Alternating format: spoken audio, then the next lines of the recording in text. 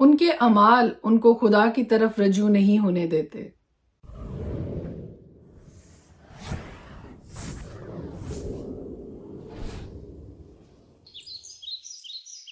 خدائے قدوس کے زندہ جلالی بابرکت پرفضل نام میں ایک بار پھر آپ کو میرا سلام۔ میرا نام ایسٹر ہارون ہے اور ہر روز خدا کا زندہ کلام لے کر آپ کے سامنے آتی ہوں۔ آج کل ہم ہوسیہ کی کتاب میں سے پڑھ رہے ہیں اور ہوسیہ کی کتاب 5ویں باب کی 4 آیت سے آج میں آپ کے لیے thought of the day share کرنے لگی ہوں۔ خدا کے کلام میں یوں مرقوم ہے، ان کے اعمال ان کو خدا کی طرف رجوع نہیں ہونے دیتے، کیونکہ بدکاری کی روح ان میں موجود ہے اور وہ خداوند کو نہیں جانتے۔ اور آج بھی آدم اور حوا جب گناہ کی زندگی میں ہوتے ہیں، جب بد کرداری میں زندگی گزارتے ہیں، جب گناہ میں گرے ہوئے ہوتے ہیں تو خدا سے دور بھاگتے ہیں۔ ان کا گناہ ان کو خدا سے چھپنے پہ مجبور کرتا ہے، جس طرح سے باغ عدن میں گناہ کی حالت میں آدم اور حوا دونوں چھپ گئے۔ یہ حالت آج بھی اس کائنات میں موجود ہے کہ جب جب آدم اور حوا گناہ میں گرتے ہیں تو اپنے آپ کو خدا سے دور کر لیتے ہیں، اپنے آپ کو خدا سے چھپاتے ہیں، کیونکہ ان کا گناہ ان کو چھپنے پہ مجبور کرتا ہے۔ ہوسیہ کی کتاب 6 باب اور اس کی پہلی آیت کہتی ہے کہ آؤ ہم خداوند کی طرف رجوع کریں۔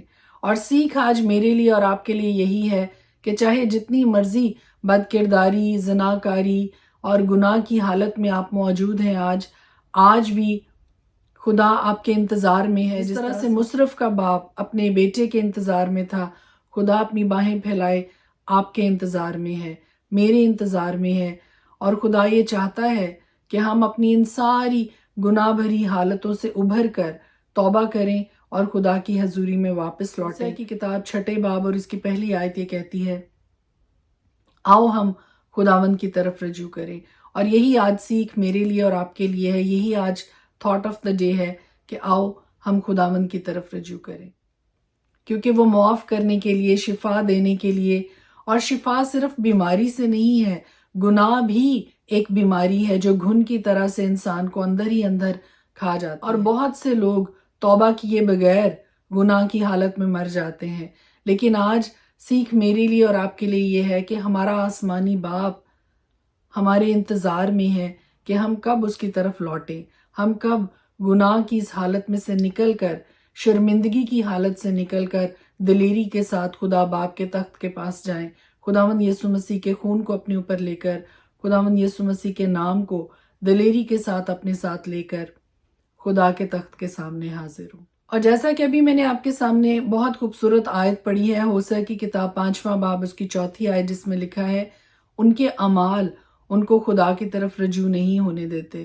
کیونکہ بدکاری کی روح ان میں موجود ہے اور وہ خداوند کو نہیں جانتے۔ گناہ اور بدکاری کی حالت خدا کے اور ہمارے بیچ میں ایک دیوار، ایک انویزیبل وال کھڑی کر دیتی ہے۔ گناہ کی یہ نظر نہ آنے والی زنجیریں، یہ جوئے اور یہ جکڑن صرف ایک ہی صورت میں ٹوٹ سکتی ہے، اور وہ خداوند یسوع مسیح کا نام لینے سے، خداوند یسوع مسیح کا خون اپنے اوپر لینے سے، توبہ کی حالت میں خدا کی حضوری میں جانے سے، معافی مانگنے سے، اور خداوند یسوع مسیح کو اپنا شخصی نجات دہندہ قبول کرنے سے ہم اپنی اس گناہ بھری حالت سے نکل کر خدا کی حضوری میں باپ کے تخت کے سامنے جانے کے قابل ہو جاتے ہیں۔ آج ابھی اسی وقت موقع ہے کہ اپنے گناہوں کا اقرار کریں اور خدا کے چہرہ کے طالب ہوں، جو آپ کے انتظار میں ہے، میرے انتظار میں ہے کہ کب میرا بیٹا اور میری بیٹی لوٹ کر واپس میری طرف آئیں۔ خدا کے بغیر کوئی امید نہیں ہے، خدا کے بغیر زندگی نہیں ہے، خدا کے بغیر خوشی نہیں ہے، خدا کے بغیر زندگی ادھوری ہے۔ آج ابھی موقع ہے کہ آئیے ہم اپنے خداوند کی طرف رجوع کریں، خدا کے چہرہ کے طالب ہوں، خدا کی محبت کی طرف نظر کریں، خدا کی رحم اور خدا کی شفقت کی طرف نظر کریں جو ہم سب کے لیے اویلیبل ہے۔ May God bless you۔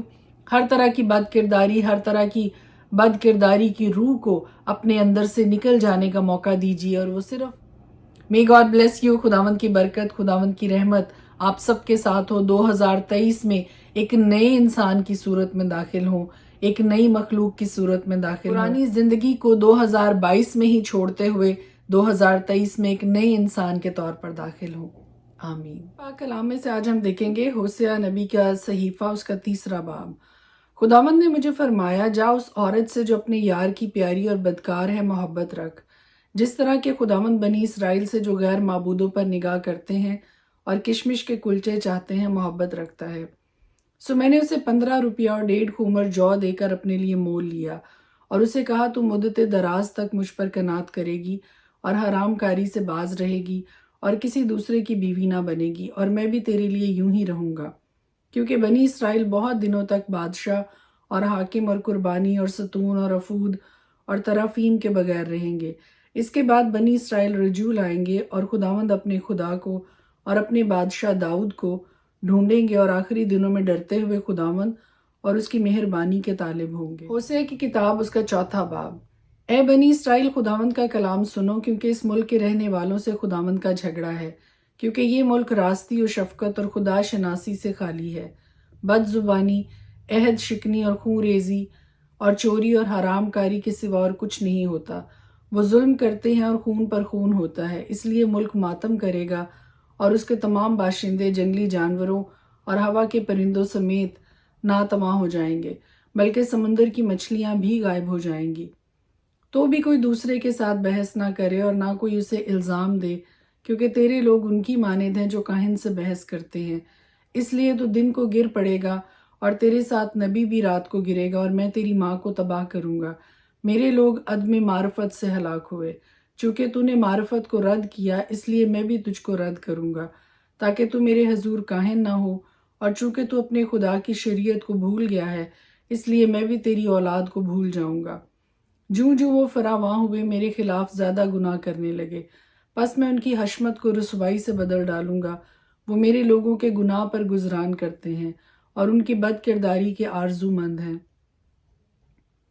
बस जैसा लोगों का हाल वैसा ही काहिनों का हाल होगा। मैं उनकी रविश की सजा और उनके अमाल का बदला उनको दूंगा। चूंकि उनको खुदावंद का ख्याल नहीं, इसलिए वो खाएंगे पर आसूदा ना होंगे। वो बदकारी करेंगे लेकिन ज्यादा ना होंगे। बदकारी और नई मैं से बसीरत जाती रहती है। मेरे लोग अपने काठ के पुतले से सवाल करते हैं। उनका लठ उनको जवाब देता है, क्योंकि बदकारी की रूह ने उनको गुमराह किया है और अपने खुदा की पनाह को छोड़कर बदकारी करते हैं। पहाड़ों की चोटियों पर वो कुर्बानियां गुजरानते हैं और टीलों पर और बलूत और चिनार और बतम के नीचे बखूर जलाते हैं, क्योंकि उनका साया अच्छा है। बस बहू बेटियां बदकारी करती हैं। जब तुम्हारी बहू बेटियां बदकारी करेंगी तो मैं उनको सजा ना दूंगा, क्योंकि वो आप ही बदकारों के साथ खलवत में जाते हैं और कसबियों के साथ कुर्बानियां गुजरानते हैं।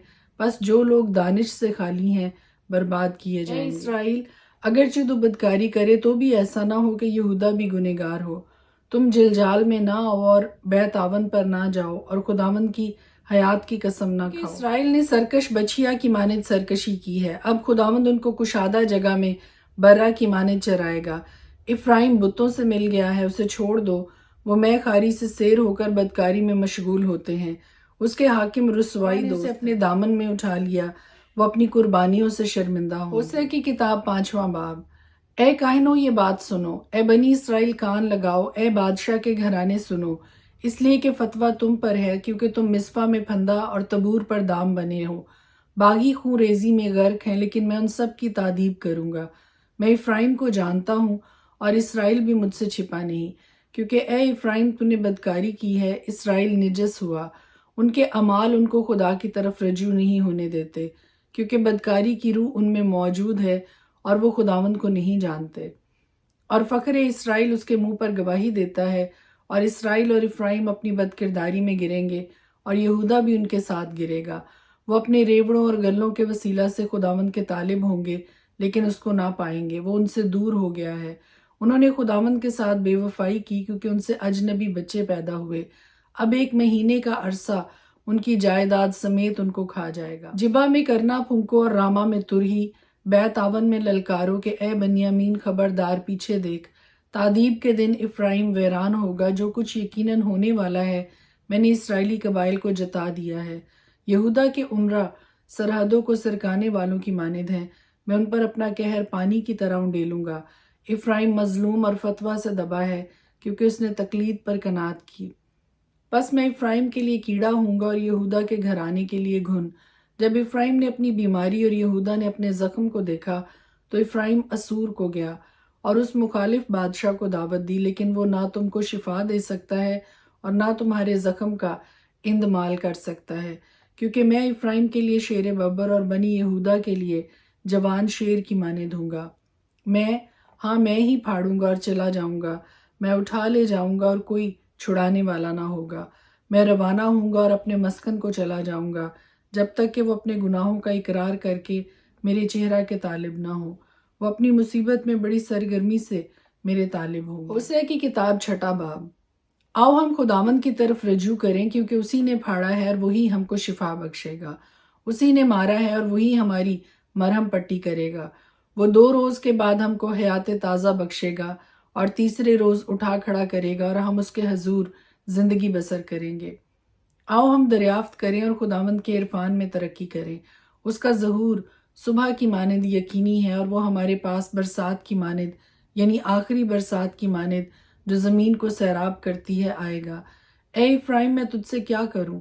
اے یہودا، میں تجھ سے کیا کروں؟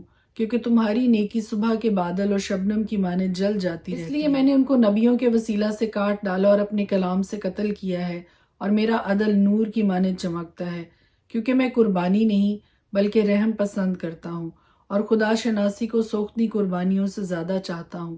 لیکن وہ عہد شکن آدمیوں کی مانند ہیں، انہوں نے وہاں مجھ سے بے وفائی کی ہے۔